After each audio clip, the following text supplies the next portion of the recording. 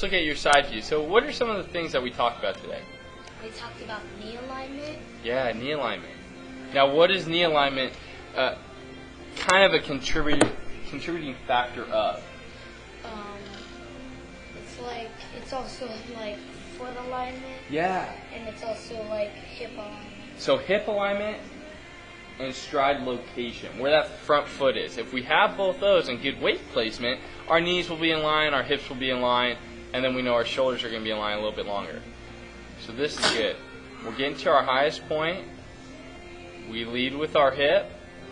All right. Now this is the thing that we talked a little bit about today, is trying to eliminate this hand going below your waist. All right, because we see a lot of action on your front shoulder kind of rotating out before your foot lands. Okay, that's also a sign of weight forward. All right, so what we want to see is if we keep these hands above our waist and just kind of, because like we talked about before, when you're right here, you're already in 2Ls. Just get it up to that highest point. What comes down? Where's our weight? Now it's forward. Yeah. All right, and so we see our hips are open, but that's going to happen when we're forward. Knee is in a great spot. We like it in. It's just kind of stuck. We just have to move our whole upper body back.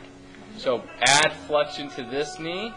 All right. Reduce a little bit from here. All right. Send that back, and that sends our entire body back. Okay.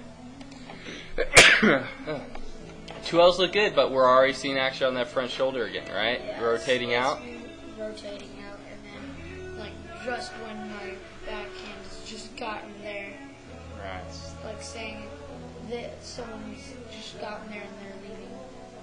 But Already am leaving it. One thing that you've done really well is just already made such a huge adjustment with your glove side. Watch this glove side. It just stays right there. Does it ever go behind my line? That's what we were talking about before. If we're just turning our glove's going to be unaffected. It's not really going to move. It's going to stay on plane. Now, if you're coming backwards, right, I put that line there, and your glove stayed on the line, which was your wrist, right? And now we're turning. Your wrist stayed on that line.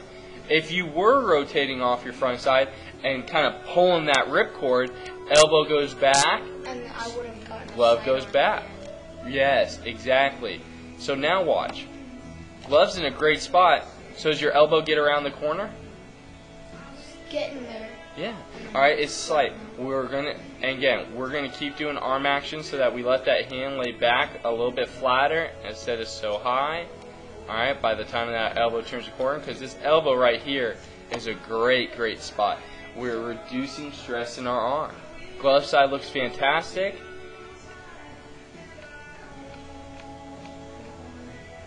Now, something that we have not talked about yet. All right, foot comes down.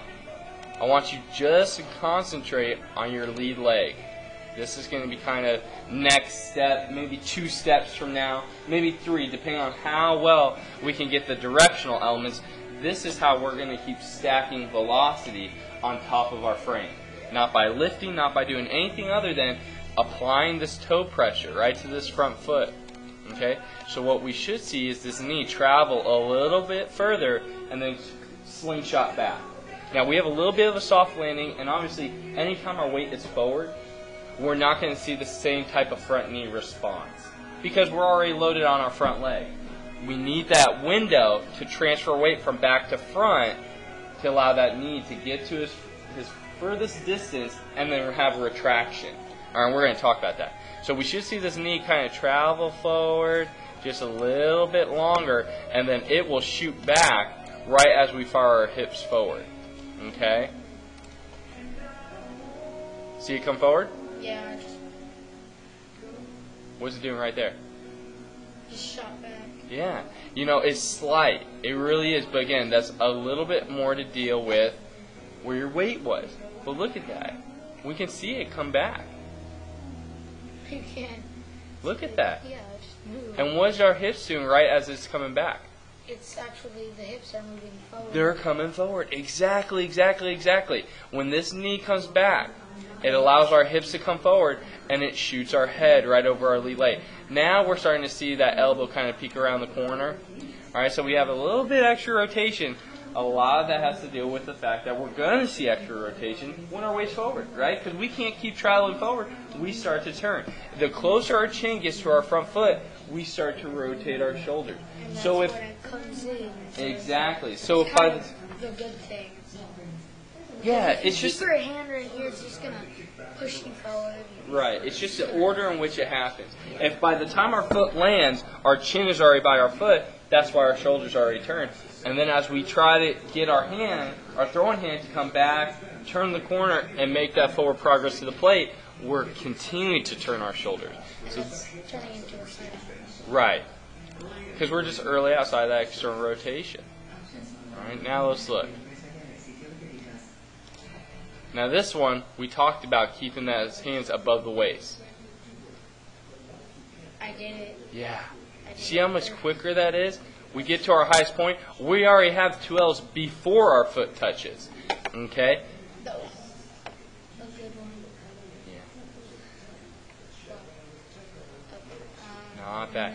We're forward, but this is so much better when it comes to just how stacked we are with our shoulders, our elbows. Our weight placement is a little bit forward, okay? And so we're seeing early action on our hips, and we're seeing early action on our shoulders. But for what we covered today about trying to quicken up how our hands break and get to our highest point of our 2 L's, this is fantastic. Now look at how much more our arm lays back. We didn't have this on the last one, right?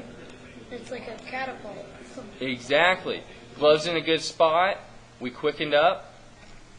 The biggest thing is that we got to our highest point before our head started to really travel forward and started to turn. That is when our hand can lay back, right? So we look at this.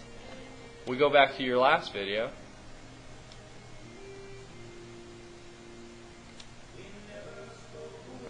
Let me get there. See? It was a little bit forward. It goes up this way, right? Because our head is continuing to travel, and we haven't gotten our elbow around the corner yet. On the next one, we do get our elbow around the corner. You left it hard. That was mine. Yeah, I'll erase them. Oh, it's actually right. See that? Elbow turns the corner, right in line with our head. I was about to say, if you left that there, it would show how much it would compare to the other one. Yeah, absolutely. So this is really good. All right, now we're actually going to skip. I really want to look at just your last one. Okay? Is this it? Or? We'll look at the first 2 in real time. Okay? And then I'm going to pause it for the last one, because this is when we started talking about our hands again. So we're long. See our head kind of shoots off to the side over this way? Okay.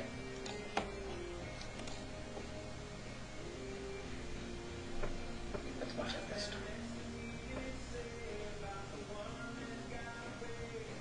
Kind of the same thing. Good placement, okay? But this is the one where you really want to start looking at how, when we break our hands, just how Wow, you're doing no, right there. My feet was... Here we go.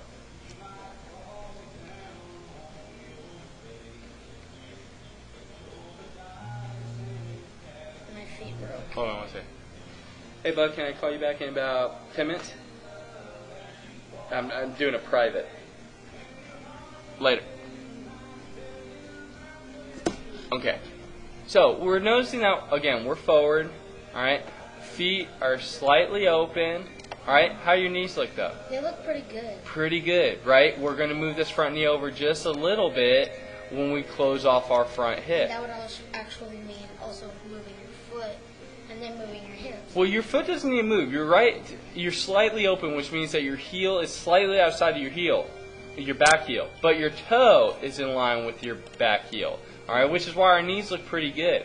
If we get our weight to go back, we're going to see our front hip close up because it's going to send our back hip in line so that we're a little bit more this way instead of this way. We're seeing a little bit more diagonal. All right, and that's really going to help. So we were quicker with our hands, right? Now we rotate. Elbow turns the corner. Right at release point. I actually kind of moved my head down. You know, we're right at that 75 range. Oh, I got Alright. so lucky. Look at your last video.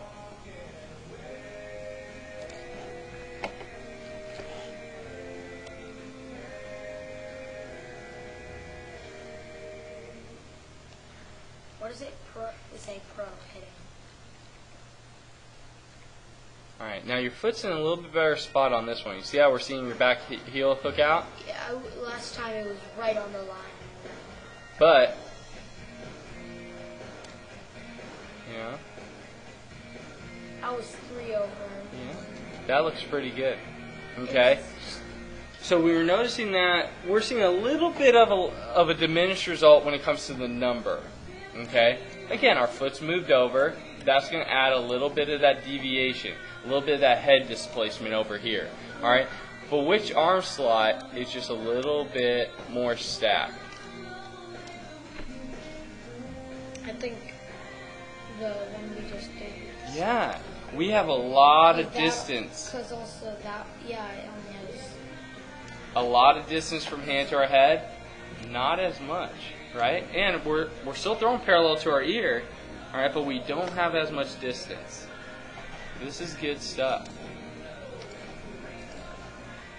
So there's a lot of things you did well last session, and the things that we wanted to talk about today, you know, we just look at it. When our foot landed, all right, because this is last session. Last week. Knees are pretty far apart. We talked about knee alignment. Are your knees that far apart? We just look at your knees. That one's a lot better. The knees are a lot better than that. Right. And when we move our stride over a little bit, we're really going to do good. What this tells us is we're starting to get the elements and the importance of getting our weight back. All right? We're a little bit more middle to slightly forward. We're heavily forward on this one. That's going to add distance between our knees, right? Because actually your stride location was a little bit better on last week's video. So we're still doing a lot of things right, right? And also, let's watch your finish. See how you kind of just collapse? On this. Your head's going Ew. forward. Head's going forward. Not just going down, down, down, and on the other side of your knee. So we're a lot closer to our front side. I like this a lot. And again, the reason that we're seeing your head stay a little bit more stacked is what's our knee doing right here? Hey. It's doing the slingshot. Yeah. Are we seeing that on this one? No, it's more bent. Yeah, it just stays and keeps going down, down, down. Pretty good stuff.